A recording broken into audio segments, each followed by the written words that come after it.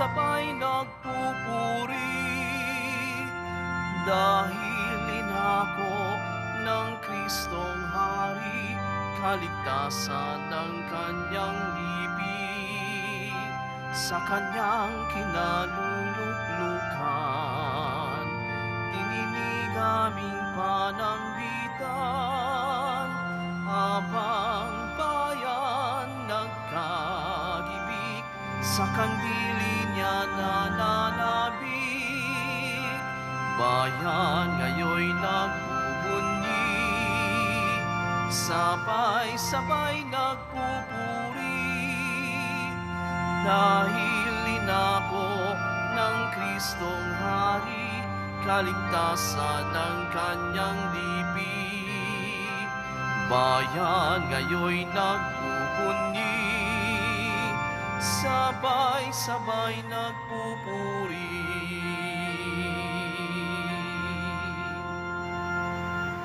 Simulan natin ang ating pagdiriwang sa ngalan ng Ama at ng Anak at ng Espiritu Santo. Amen. Ang pagpapala ng ating Panginoong Hesukristo, ang pag-ibig ng Diyos Ama at ang pakikipagkaisa ng Espiritu Santo naway sumainyong lahat. At sumainyo rin. Mga minamahal kong kapatid, habang papalapit tayo sa katapusan ng taong kasalukuyang panliturhiya, mapakikinggan sa mga pagbasa ang kaganapan ng panahon. Tila nakakatakot, nakaguluhan ang paglalarawan sa mga huling araw. Ngunit hindi pagkatakot, kundi pag-asa ang hatid nito sa atin. Ang pag-usbong ng puno ng igos sa Ebanghelyo ay nagtuturo sa pag-asang ito na darating ang buhay pagkatapos ng kamatayan. Binabago ng Espiritu ang luma tungo sa bago, ang kaguluhan tungo sa kaayusan, ang kalungkutan tungo sa kagalakan, ang kawalang pag-asa tungo sa bagong buhay. Upang tayo'y maging marapat gumanap sa banal na pagdiriwang, aminin muna natin at pagsisihan ang ating mga kasalanan. Inaamin ko sa makapangyarihang Diyos At sa inyo mga kapatid, na lubha akong nagkasala sa isip, sa salita at sa gawa, at sa aking pagkukulang. Kaya isinasamo ko sa mahal na Birheng Maria, sa lahat ng mga anghel at mga banal, at sa inyo mga kapatid, na ako'y panalangin sa Panginoong ating Diyos. Kaawan tayo ng makapangyarihang Diyos, patawarin tayo sa ating mga kasalanan at patnubayan tayo sa buhay na walang hanggan. Amen. Panginoon, kaawaan mo kami. Panginoon, kaawaan mo kami. Kristo, kaawaan mo kami. Kristo, kaawaan mo kami. Panginoon, kaawaan mo kami. Panginoon, kaawaan mo kami.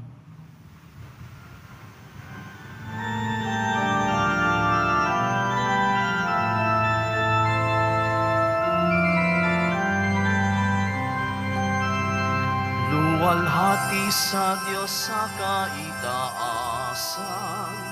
kaloob sa lupa ay kapayapaan. Pinupuri ka't ipinagdarangal, sinasamba ka dahil sa dakila mong kalwalhatian. Panginoon naming Diyos, Hari ng langit, Amang makapangyarihan, Panginoong Hesukristo, bugtong na anak ng Diyos, Kordero ng Ama. Ikaw na nag-aalis ng mga kasalanan ng sanlibutan. Tanggapin mo ang aming kahilingan, ikaw na naluluklok sa kanan ng Ama. Magpaawa ka sa amin, ikaw lamang ang banal, Panginoong Jesucristo, kasama ng Espiritu, salwalhati ng Ama. Amen, amen, amen, amen.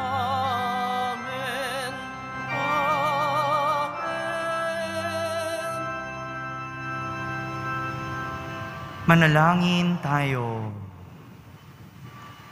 Ama naming makapangyarihan, ipagkaloob mong lagi naming ikaligayang ikaw ay paglingkuran, sapagkat walang maliw at walang kahulilip ang kasiyahan kapag sumasamba kami sa iyong kapangyarihan na nagpapairal sa tanang sanlibutan. Sa pamamagitan ni Jesucristo, kasama ng Espiritu Santo, magpa sa walang hanggan. Amen. Magsiupo po tayo.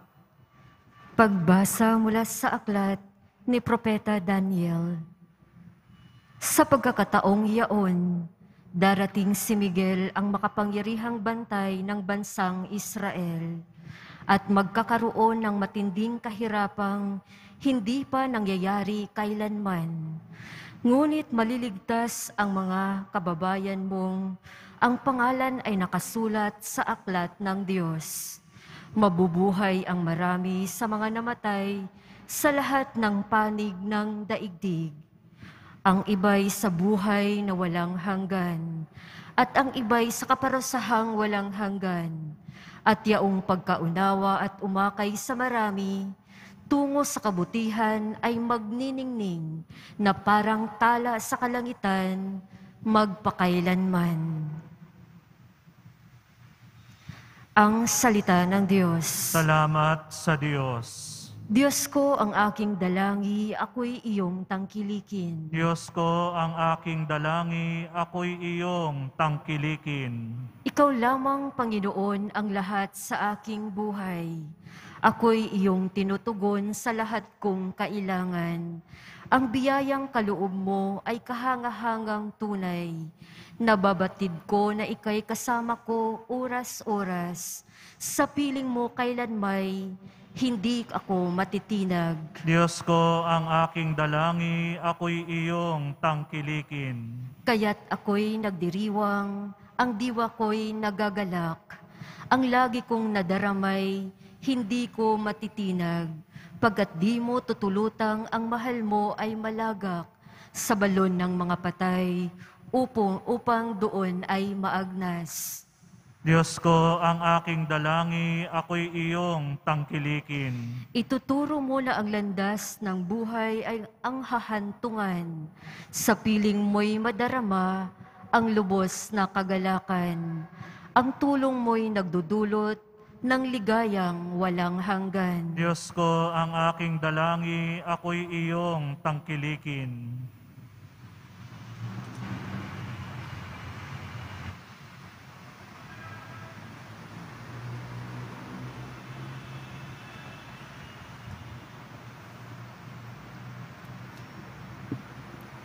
Pagbasa mula sa sulat sa mga Hebreo. Bawat saserdote ay nakatayong naglilingkod araw-araw at naghahandog ng iyon at iyong ding mga hain. Subalit hindi makapapawi ng kasalanan ang mga haing iyon. Ngunit si Kristo ay minsan lamang naghandog dahil sa mga kasalanan. At iyo'y sapat na. Pagkatapos, lumuklok siya sa kanan ng Diyos. At naghihintay siya roon hanggang sa lubusang pasukuin sa kanya ng Diyos ang kanyang mga kaaway. Sumakatwid sa pamamagitan ng isa lamang paghahandog ay kanyang pinapaging banal magpakailanman ang mga nilinis niya. Sapagkat ipinatawad na ang mga kasalanan, hindi na kailangan pang maghandog dahil sa kasalanan. Ang salita ng Diyos. Salamat sa Diyos. Magsitayo po tayo.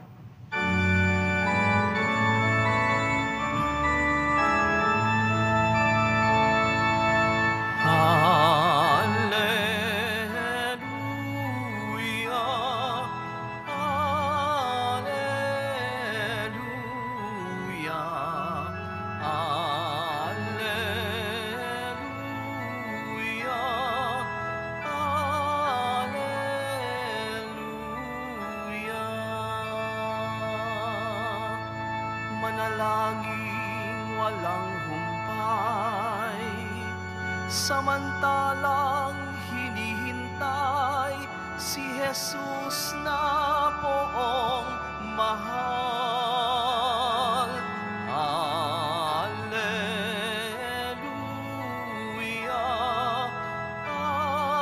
Alleluia,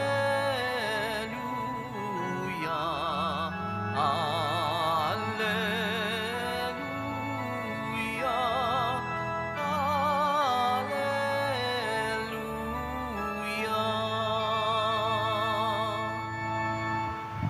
Sumainyo ang Panginoon. At sumainyo rin. Ang mabuting balita ng Panginoon ayon kay San Marcos. Papuri sa iyo, Panginoon.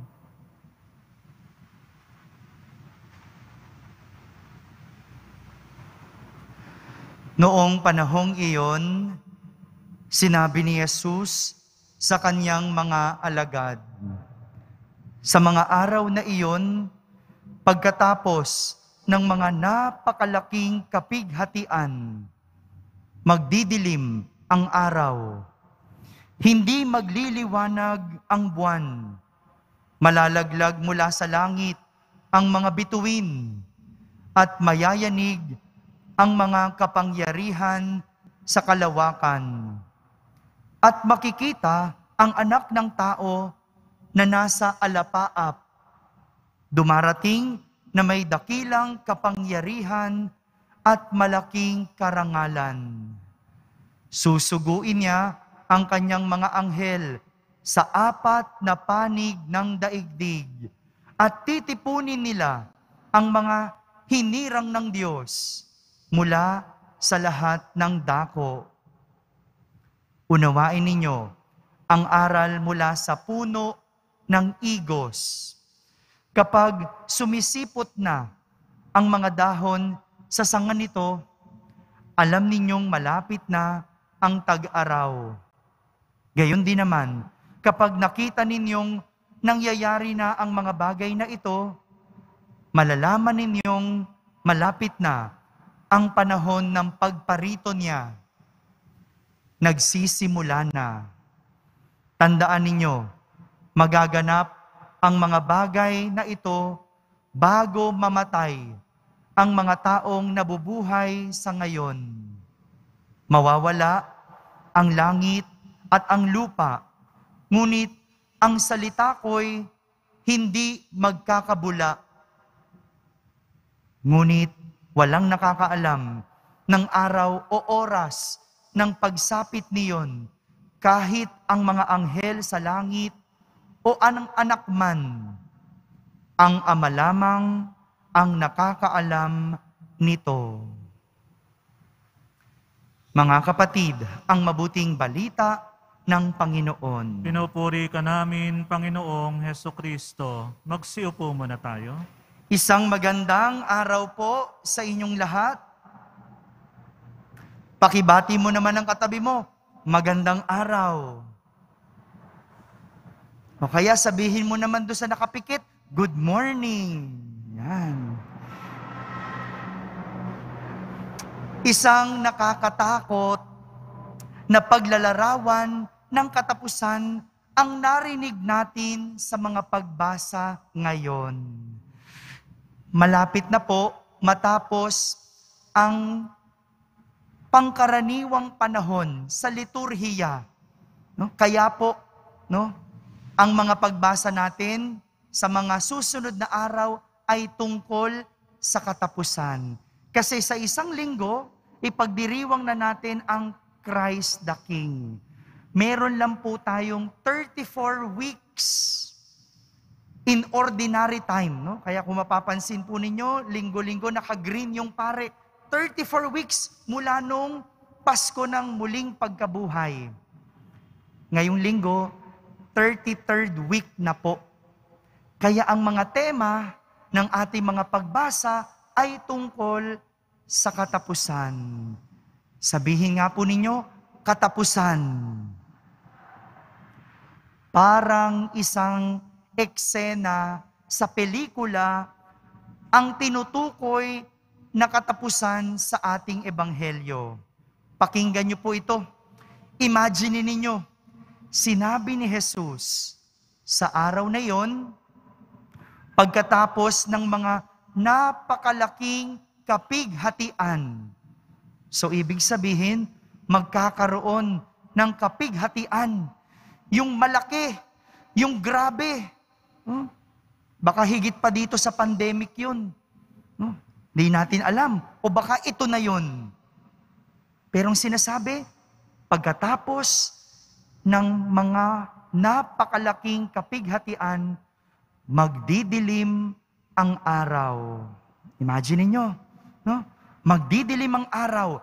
Hindi magliliwanag ang buwan. Malalaglag mula sa langit ang mga bituin at mayayanig ang mga kapangyarihan sa kalawakan. O hindi ba?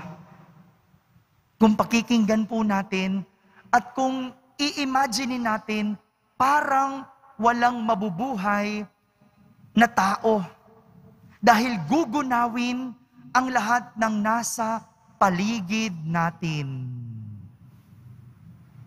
Pero hindi po natatapos dito. Hindi natatapos dito ang sinabi ni Jesus dahil sinabi niya, makikita ang anak ng tao na nasa alapaap. Pagkatapos ng pagkagunaw, ito naman ang mangyayari. Makikita ang anak ng tao na nasa alapaap. Dumarating na may dakilang kapangyarihan at malalaking karangalan. Susuguin niya ang kanyang mga anghel sa 4 na panig ng daigdig at titipunin nila ang mga hinirang ng Diyos mula sa lahat ng dako. Hindi naman pala natatapos sa pagkagunaw. Hindi naman pala pagkasira ang wakas. Dahil muling dadating si Jesus para tayo ay sunduin. Dadating si Jesus para tayo ay tipunin. Ito yung tunay na katapusan. Ang lahat ay makapiling ang Diyos sa buhay na walang hanggan. Ang katapusan ay ang makapiling ang Diyos sa buhay na walang hanggan. Pero, may isa pang pero. Hindi po ganito magiging kadali ang lahat. Yun ang gusto ng Diyos. Ang makapiling tayo sa buhay na walang hanggan. Ang tanong, ito rin ba ang gusto mo? Ito rin ba ang gusto natin? Dahil sinabi ni Propeta Daniel sa ating unang pagbasa, hindi lahat sa buhay na walang hanggan ang wakas. Dahil ang iba sa kaparusahang walang hanggan. Ibig sabihin, pipiliin at may paghihiwalay na magaganap. Pero ang unang mamimili, ikaw, ako, tayo. Meron tayong kalayaang mamili. Gusto ng Diyos sa buhay na walang hanggan. Pero meron kang choice. Meron kang kalayaan. Pwede kang mamili. Baka yung iba, gusto kasi sa kaparusahang walang hanggan. Kaya walang pilitan. Meron tayong pagpipilian. At ito ang mangyayari sa katapusan. Tanong mo nga sa katabi mo, anong pipiliin mo? Tanong mo. Hindi makapagtanong to, no? Dalawa lang naman ang pagpipilian. Buhay na walang hanggan o kaparusahang walang hanggan. Sa paglalarawan ng katapusan, hindi po pananakot o takot ang nais ni Jesus na manaig sa atin, kundi ang paghahanda. Balikan po natin, noong isang taon, nung Marso, nung mag-anunsyo ang ating gobyerno na magkakaroon ng isang buwang lockdown, ano po ang naramdaman ninyo? Natakot ba kayo? Nangamba? Nataranta? Yung iba, nag-panic buying, hindi ba? Nagtakbuhan sa palengke o kaya sa grocery. Kasi sabi, walang lalabas ng isang buwan. Nagpanic yung tao. Nangamba. Nag-alala. Kamakailan lang, nag-anunsyo dito sa Maynila, sa paligid ng Quiapo at sa ibang parte ng Maynila na mawawala ng tubig. Hindi ba kabi-kabila ang ating pag-iipon? No? Kahit kaldero, nilagyan natin ng tubig kasi no, nangamba tayo. No? Nagpanik tayo, mawawala ng tubig. Pag may anunsyo ng brownout, hindi ba? Doon lang naman tayo bumibili ng kandila, doon lang naman tayo naghahanda, o doon lang naman natin inaasikaso yung mga dapat nating gawin. Ganon din kapag may bagyo. Parang ganito po. Parang ganito lang yung gusto at dapat nating gawin sa sinasabing katapusan. Hindi lang matakot, hindi lang magpanik, hindi lang mataranta, kundi higit sa lahat, maghanda. Itong mga pagbasa natin ngayon, ituring nating panawagan. Katulad ng panawagan ng gobyerno, katulad ng anunsyo ng Maynilad. Diba? Ituring natin itong panawagan. Kaya't wag natin itong baliwalain. Alam niyo po, mayroong 3 bagay ang pwede nating paghandaan. 3 lang. At wag natin itong kakalimutan. Una, ihanda ang isip. Sabihin nyo nga. Ang isip ang pinagmumulan ng gawa o pagkilos ng tao. Sabi nga ni San Agustin, the mind commands the body and is instantly obeyed.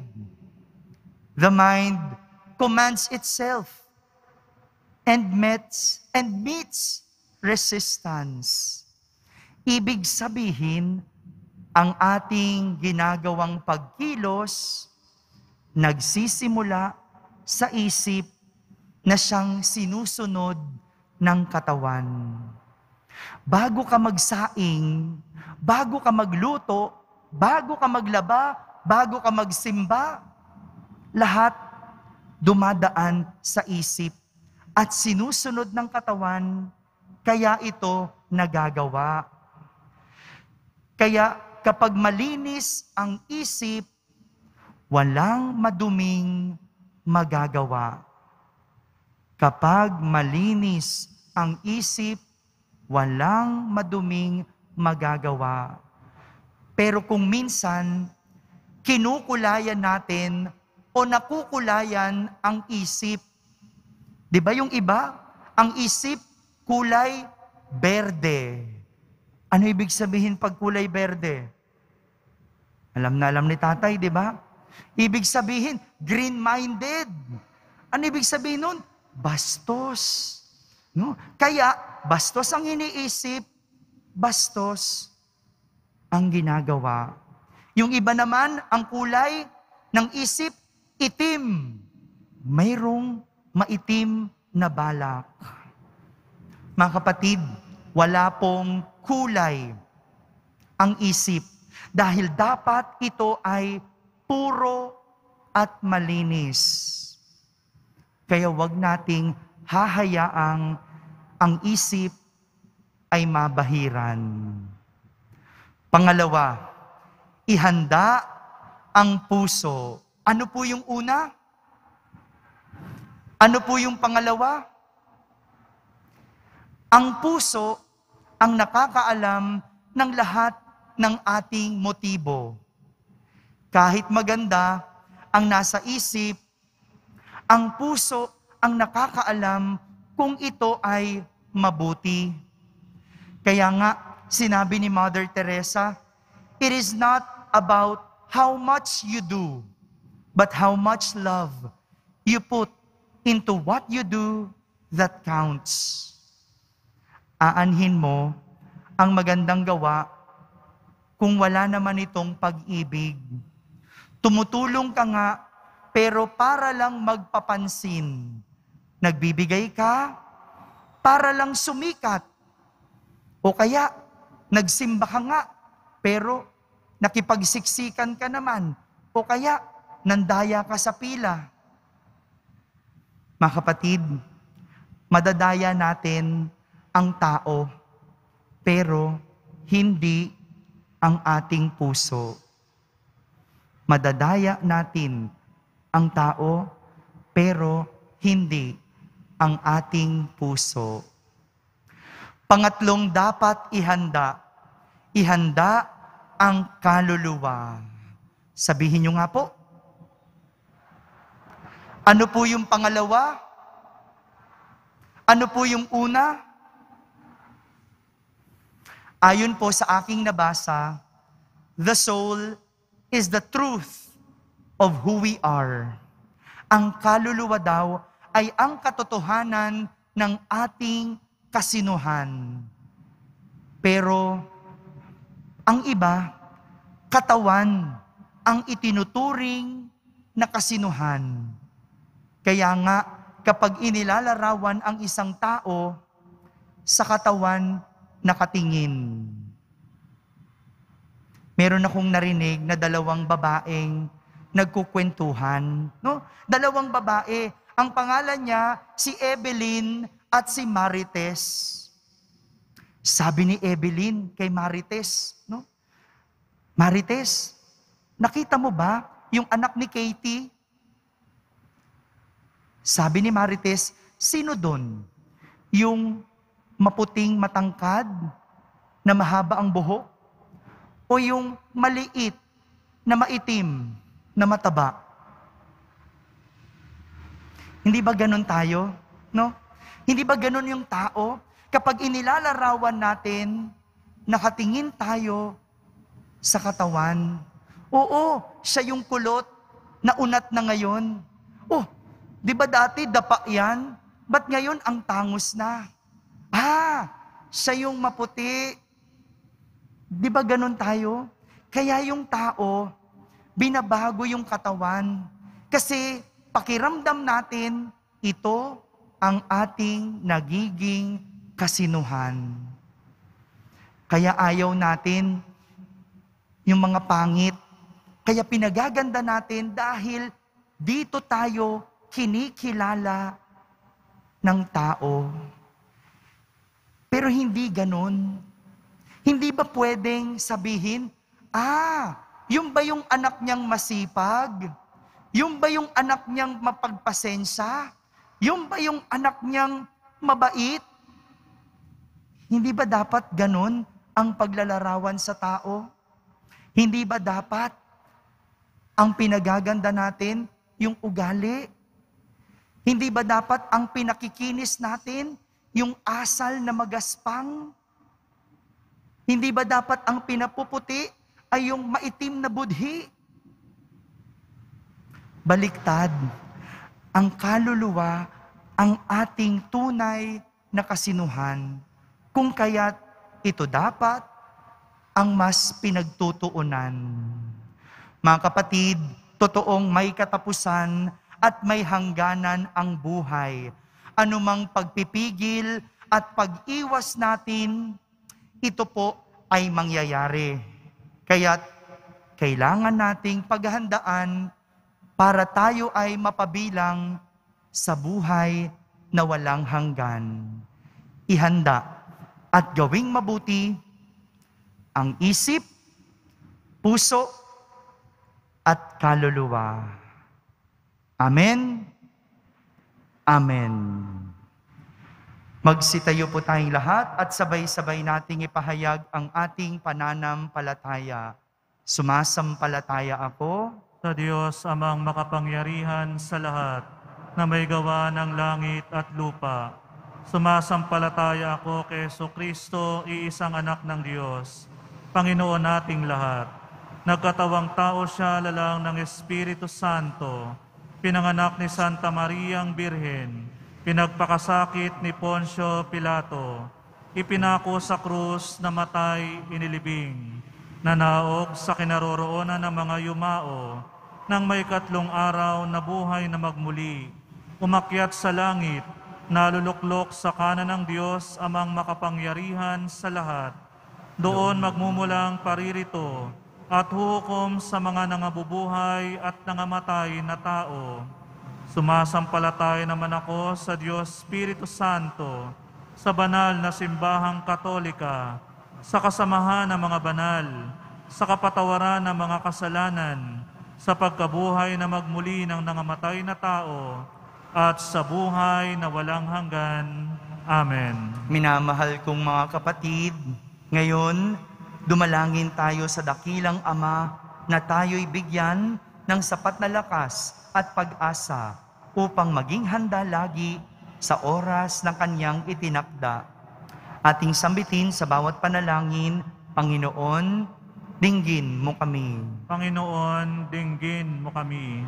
Patuloy nawang gabayan ng mga lider ng simbahan ang bawat mananampalataya tungo sa tamang landasin sa kabila ng kanilang mga pagkukulang at kahinaan. Manalangin tayo. Panginoon, dinggin mo kami. Maitaguyod nawa ng mga punong bayan ang isang lipunang makalangi, makatarungan at mapagmalasakit sa pamamagitan ng kanilang tapat na paglilingkod. Manalangin tayo. Panginoon, dinggin mo kami. Magsimula nawang magbagong loob ang mga taong nalulugmok sa pagkakasala, dala ng kamunduhan, abuso at karahasan. Tahakin nawa nila ang landas ng pagpapatawad at pagbabagong buhay. Manalangin tayo. Panginoon, dinggin mo kami. Paghilumin mo nawa at bigyan ng pag-asa ang mga taong nagdurusa dahil sa salot na COVID-19.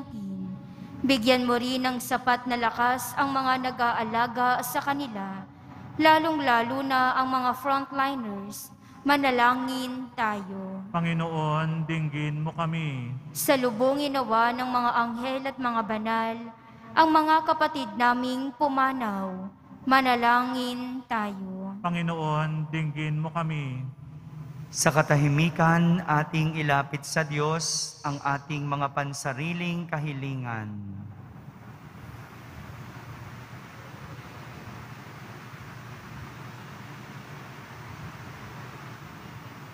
Manalangin tayo.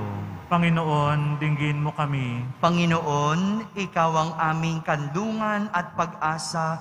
Dinggin mo kaming mga dumudulog sa iyo sa panalangin upang makapamuhay kaming naayon sa turo ng iyong anak at aming manunubos na si Jesucristo na aming Panginoon ngayon at magpakailanman. Amen. Magsiupo po tayo.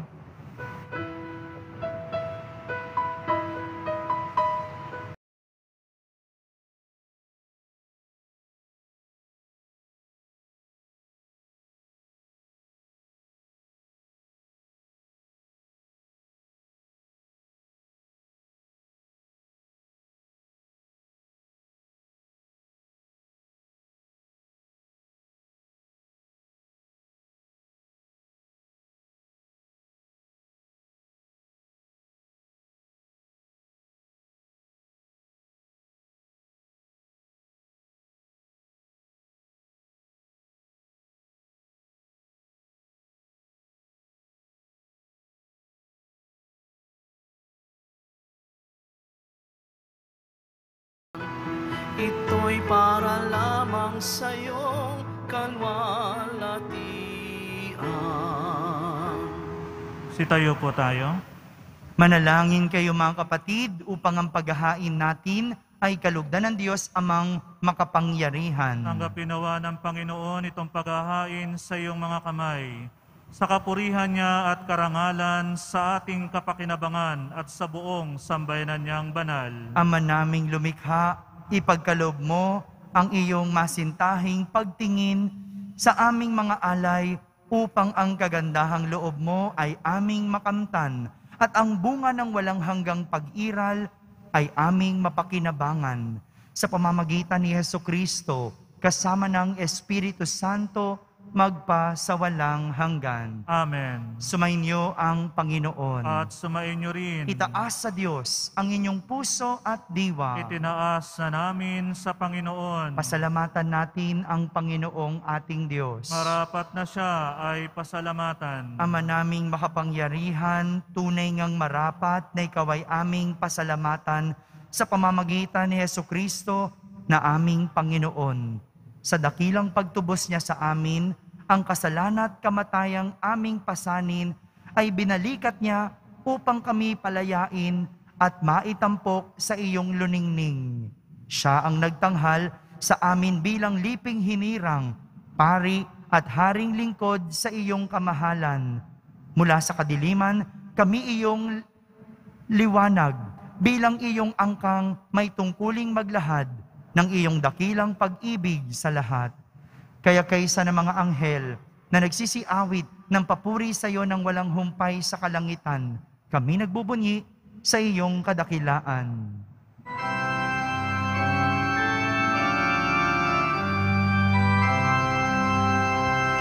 Banal ka, poong may kapal, banal ang iyong pangalan. Banal ang iyong kaharian, langit lupa'y nagpupugay sa iyong kadakilaan. Tinarakila ng lahat ang naparito mong anak, na siyang nagmulat sa bulat, sa pilay ay nagpalakat at nakiramay sa lahat. Magsiluhod po tayo. Ama naming banal, ikaw ang bukal ng tanang kabanalan. Kaya't sa pamagitan ng iyong Espiritu, ay gawin mong banal ang mga kaloob na ito, upang para sa amin ay maging katawan at dugo ng aming Panginoong Hesukristo. Bago niya pinagtiisang kusang loob na maging handog, hinawakan niyang tinapay, pinasalamatan kanya, pinaghati-hati niya iyon, iniabot sa kanyang mga lagad at sinabi, "Tanggapin ninyong lahat ito at kanin, ito ang aking katawan na inihahandog para sa inyo."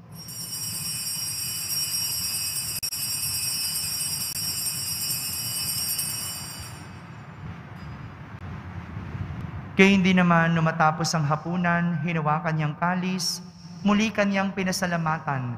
Iniabot niyang kalis sa kanyang mga alagad at sinabi, "Tanggapin ninyong lahat ito at inumin. Ito ang kalis ng aking dugo, ng bago at walang hanggang tipan. Ang aking dugo na ibubuhos para sa inyo at para sa lahat, sa ikapagpapatawad ng mga kasalanan.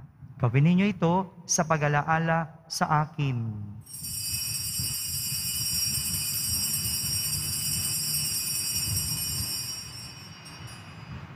Sitayo po tayo. Ipagbunyi natin ang misteryo ng pananampalataya. Si Kristo'y namatay, si Kristo'y muling nabuhay. Si Kristo'y babalik sa wakas ng panahon. Ama, ginagawa namin ngayon ang pag-alaala sa pagkamatay at muling pagkabuhay ng iyong anak. Kaya't inaalay namin sa iyo ang tinapay na nagbibigay buhay at ang kalis na nagkakaloob ng kaligtasan. Kami nagpapasalamat dahil kami iyong minarapat na tumayo sa harap mo para maglingkod sa iyo. Isinasamo namin kaming magsasalo-salo sa katawan at dugo ni Kristo ay mabuklod sa pagkakaisa sa pamamagitan ng Espiritu Santo. Ama, lingapin mo ang iyong simbahang laganap sa buong daigdig. Puspusin mo kami sa pag-ibig. kaisa ni Francisco na aming Papa, ni Jose na aming Obispo at ng Tanang Kaparian. Alalahanin mo rin ang mga kapatid naming nahimlay nang may pag-asang sila'y muling mabubuhay, gayon din ang lahat ng mga pumanaw. Kaawan mo sila at patuloyin sa iyong kaliwanagan. Kaawan mo at pagindapating kaming lahat na makasalo sa iyong buhay na walang wakas. Kaisa na mahal na Birheng Maria na ina ng Diyos, ng kabiyak ng puso niyang si San Jose, kaysa ng mga apostol at ang lahat ng mga banal na namuhay dito sa daigdig ng kalugod-lugod sa iyo.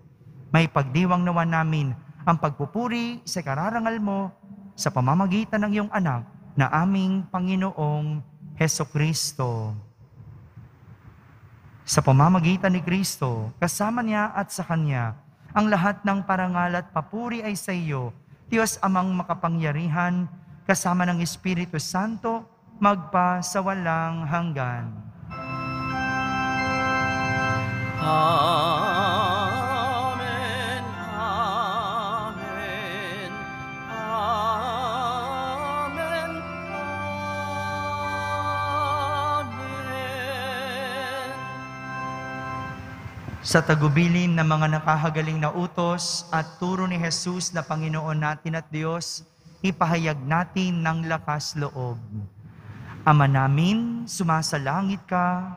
Sambahin ang ngalan mo. Mapasa amin ang kaharian mo, sundin ang loob mo, dito sa lupa para nang sa langit.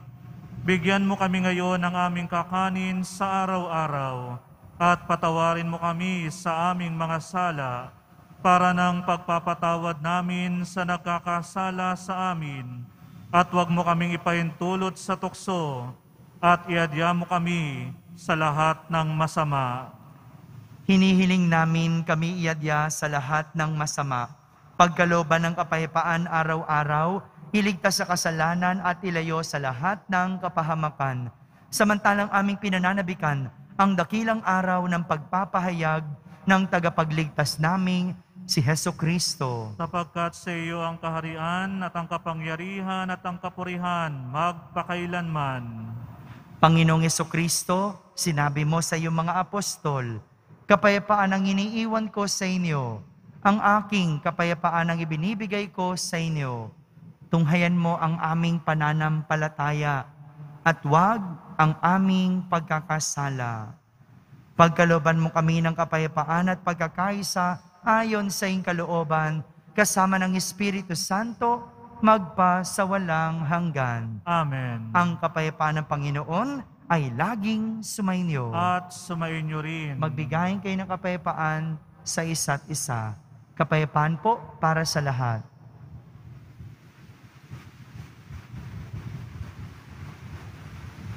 Kordero ng Diyos na nag-aalis sa mga kasalanan ng sanlibutan, maawa ka sa amin. Kordero ng Diyos na nag-aalis sa mga kasalanan ng sanlibutan, maawa ka sa amin. Kordero ng Diyos na nag-aalis ng mga kasalanan ng sanlibutan, ipagkaloob mo sa amin ang kapayapaan. Magsiluhod po tayo.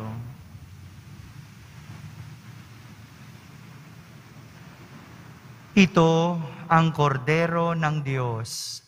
Itong nag-aalis ng mga kasalanan ng sanlibutan. Mapalad ang mga inaaniyahan sa kaniyang piging. Panginoon, hindi ako karapat-dapat na magpatuloy sa iyo, ngunit sa isang salita mo lamang ay gagaling na ako. Ang katawan ni Kristo. Amen.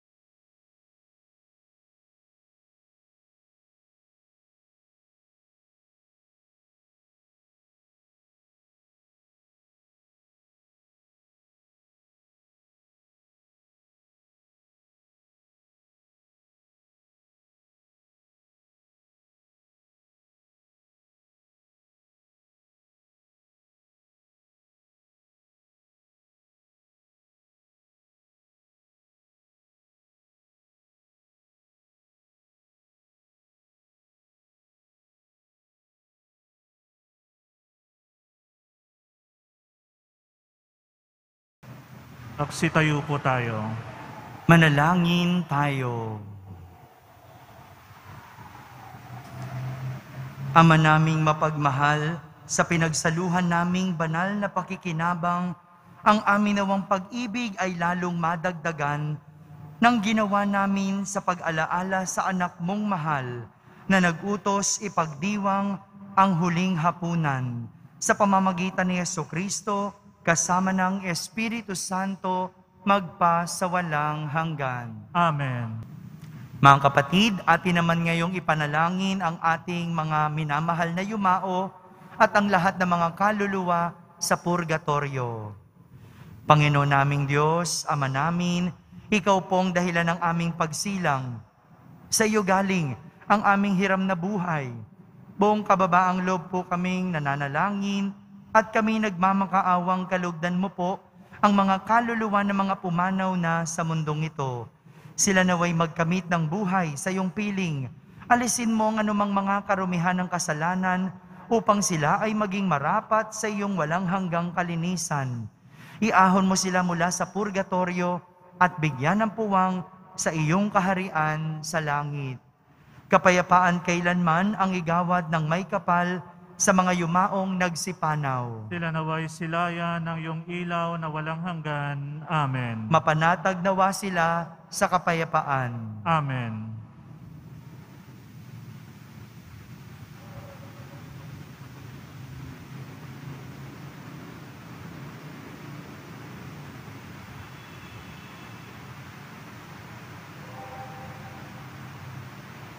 Sumainyo ang Panginoon. At sumainyo rin. Pagbabasbas ng Poong Yesus Nazareno. Mahal na Poong Yesus Nazareno, inihayag mo sa pamamagitan ng krus ang walang maliw na pag-ibig ng Diyos sa sangkatauhan. Pakinggan mo ang kahilingan ng iyong angkan na nagsusumamo sa iyo. Makamtanawan nila ang inyong katugunan at tanggapin ang kasagutan na may utang na loob na tinatanaw. Basbasan din po ninyo ang lahat na may karamdaman, nahihirapan at may mga dalang imahen at dasalan. Sa pamamagitan ng bendisyon na ito, naway maalala nila ang mga pangako nila noon sa binyag, na ikaw ang kanilang iibigin at pagdilingkuran bilang Panginoon, magpa sa walang hanggan. Amen. At pagpalain kayo ng makapangyarihang Diyos, Ama, Anak, at Espiritu Santo. Amen. Tapos na po ang ating pagdiriwang, humaiking taglay ang pag-ibig at kapayapaan ng Poong Yesus Nazareno. Salamat sa Diyos.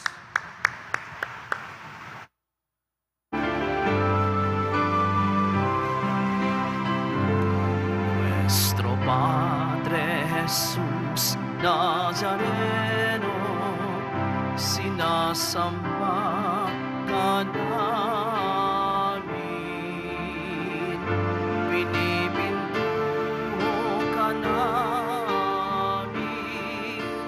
aral mo ang naming buhay at kaligtasan.